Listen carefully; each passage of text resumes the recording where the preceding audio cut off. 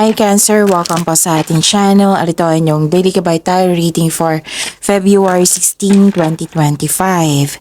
Please be reminded kung naka-resonate kayo, comment down. Kung hindi kayo naka-resonate, ibigay niyo po sa iba kasi general reading po ito. This is for you Cancer ngayong February 16, 2025.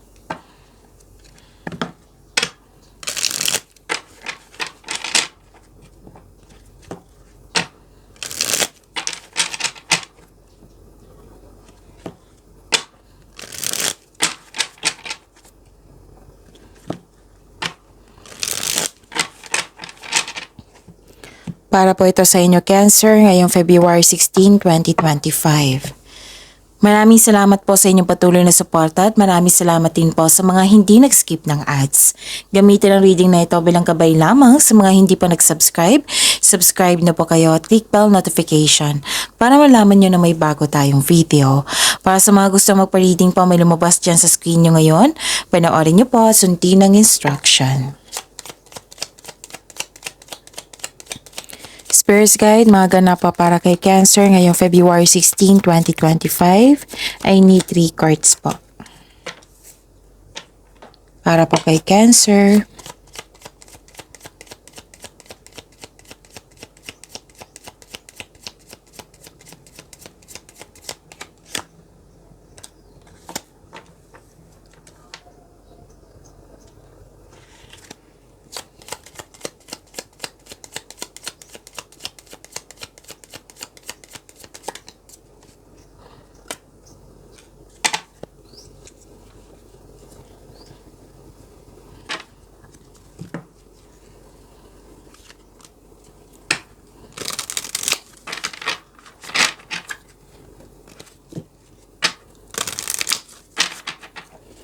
Spirit's Guide, Angels, Archangels, Guardian Angels. Message po para kay Cancer ngayong February 16, 2025.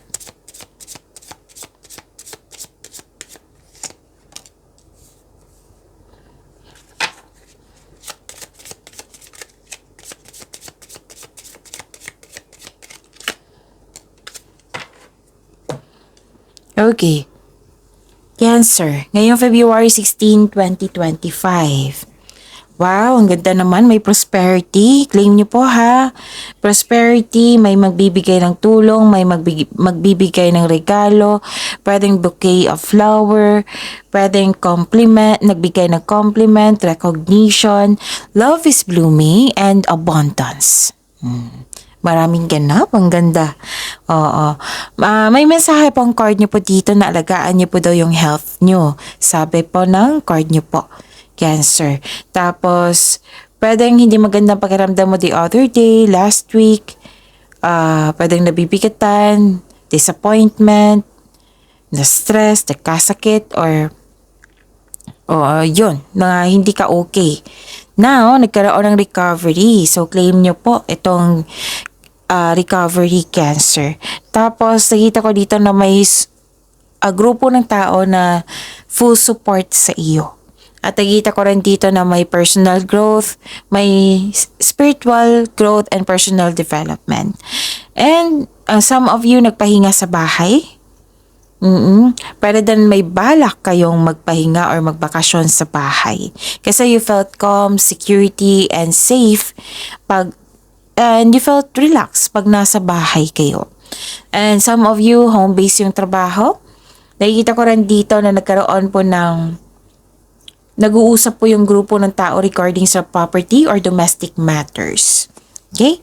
Balance and harmony. 666. Seek balance and harmony in all aspects of your life. It will lead to peace and success. Love and connection. Love surrounds you. Open your heart to give and receive love abundantly in your future. Spirit's Guide.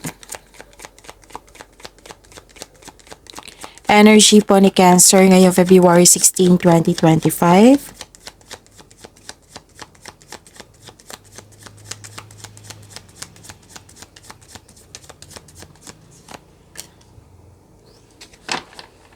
And the clarification of this card po.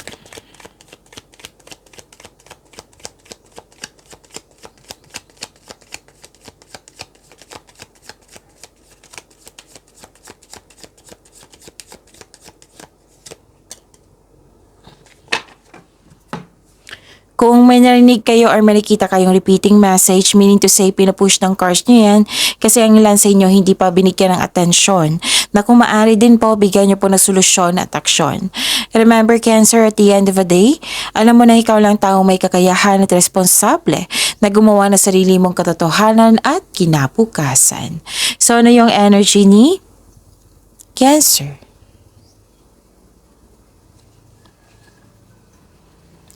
Nakikita ko dito na abuse of power and bullying. May taong hindi marunong magbigay halaga. May kakilala ka na abusive sa power, sa isang sitwasyon, holding grudges or acting like a bully. Kaya ang sabi ng card niyo po dito, hanggat maaga, hanggat maaga, iwasan mo na ang taong ito. Okay? At may nakita ko ditong hindi nagkasundo. Dalawang card na po nagsabi dito na hindi nagkasundo. Nagkaroon ng disharmony, nagkaroon ng disbalance, frustration, pwedeng separation, failure to meet the promises, avoidance of choice, or yun nga, yung sabi ko kanina sa inyo na hindi niya tinupad yung promises niya. Pwede din nalilito ka sa paggawa ng desisyon. May failure sa connection dito sa isang tao. Hindi nagkaroon ng balanse. Pwedeng naging dependent siya sa iyo. Kaya nga sabi kanina, 'di ba, may taong hindi nagbigay ng halaga.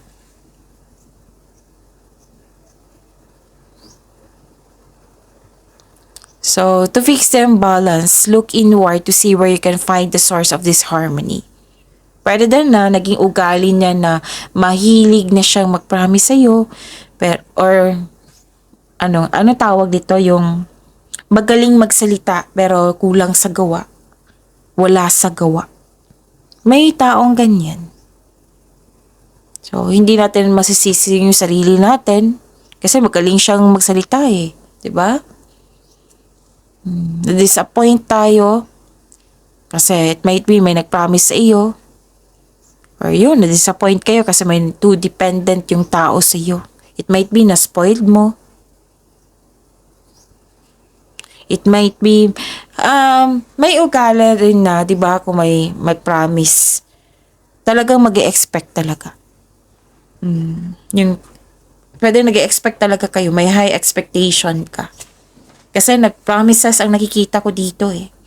Pwede din nagkaroon na nalilito ka sa paggawa ng desisyon kasi nga may tutol.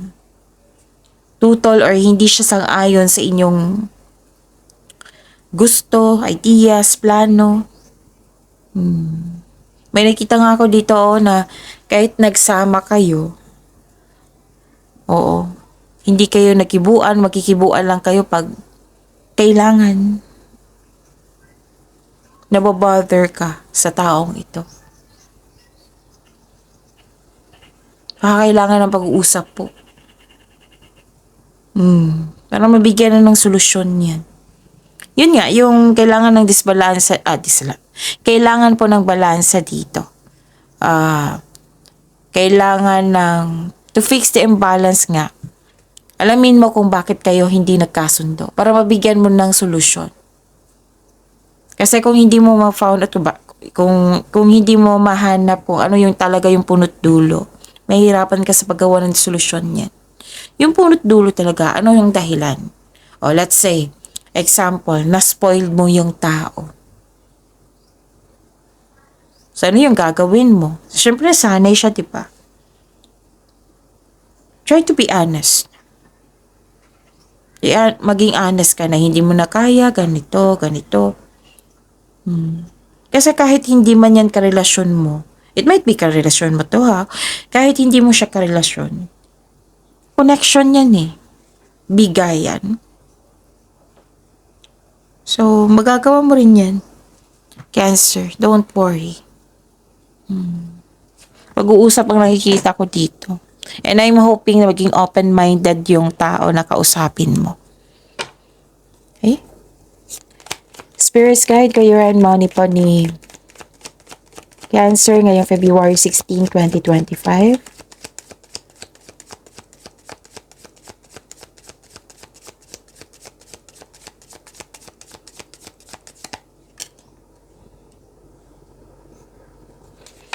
And the clarification of this card po.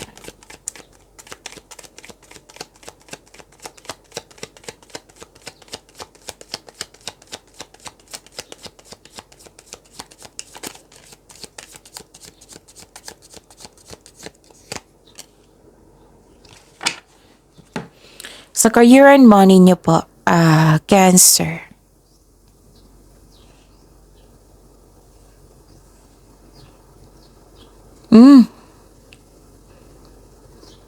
Parati tong busy si Cancer. Super busy nyo ngayon. Sa trabaho, marami ding iniisip at the same time. Makakaranas ka ng burnout po.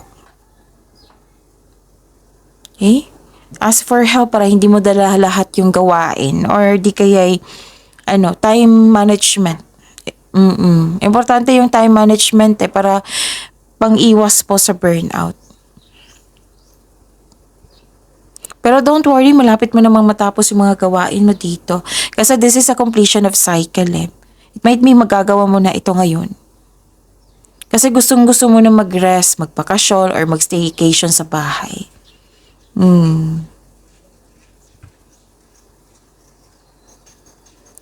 Or di kaya may dinadala kang mabigat na bagay, pero malalampasan mo rin ito. Regarding sa career and money nyo So, this is only temporary. Just keep on going. Huwag kayong mag-say yes ng yes kung hindi naman kaya. Kung hindi naman akma sa inyong schedule. Kasi nga, mababurnout kayo. Overwhelm, burdens, nakikita ko dito. Busy. May nakita nga ako ditong maraming umaasa sa iyo. Maraming umaasa sa iyong galing at talino. Pwede din breadwinner kayo. Kasi sobrang sipag mo Cancer. Sobrang sipag mo.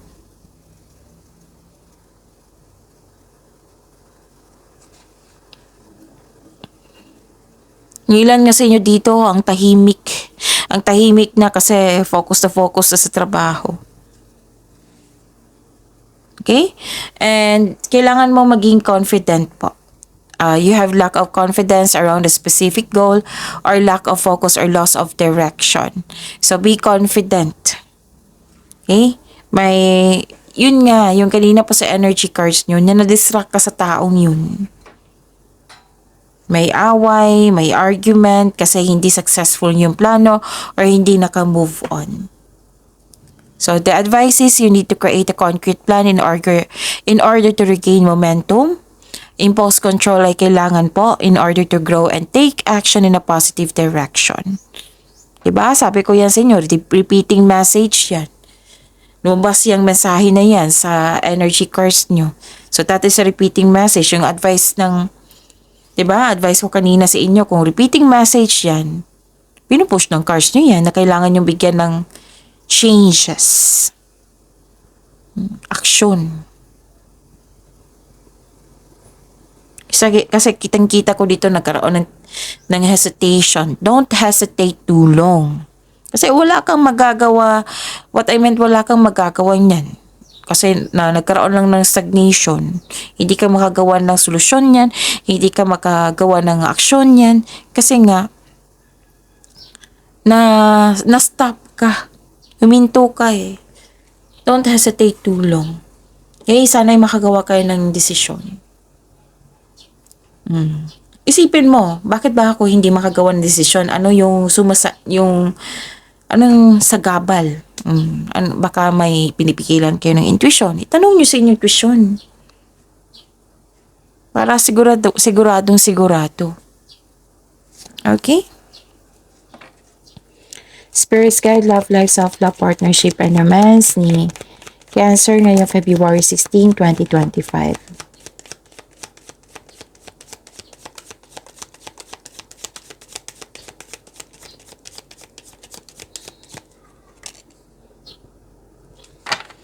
And the clarification of this card po, lumabas na po, kunin ko ha. Maraming salamat po sa patuloy na tiwala, suporta sa ating channel. At maraming salamat din po sa mga hindi nag-skip ng ads. Okay. Huwag maniwala agad sa chismis kasi kitang-kita ko dito na walan ka ng panatag ng dahil sa chismis. Alamin niyo muna kung totoo ba yan or hindi. Wag po daw kayo magpadalos-dalos sa paggawa ng aksyon, paggawa ng desisyon, paggawa ng plano. Siguraduhin karapat-dapat ba? Galingan niyo po daw, gamitin niyo po daw yung talino niyo, yung ano tawag nito? Talino at saka yung experiences niyo. Basta galingan niyo po daw, sabi po ng card. Tapos may concern nga kayo.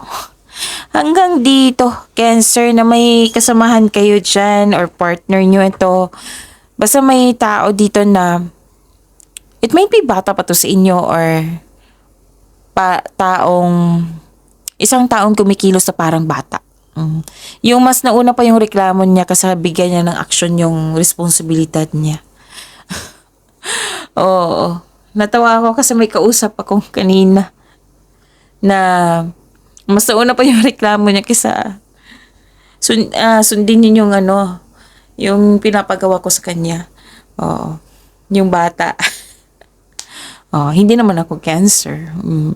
Natawa lang ako kasi nakita ko yung facial expression niya. Okay? Kasi 'di ba, sa paggawa ng task, diyan tayo matututo. Nape-pressure siguro yun. Pero hindi naman mabigat yung gawain niya. Reklamo kasi yun kasi magsulat ng isang page, abutin pa ng halos 2 oras. Ano lang, natawa lang ako. So, pasensya na. Okay, so, yan. Ano pa?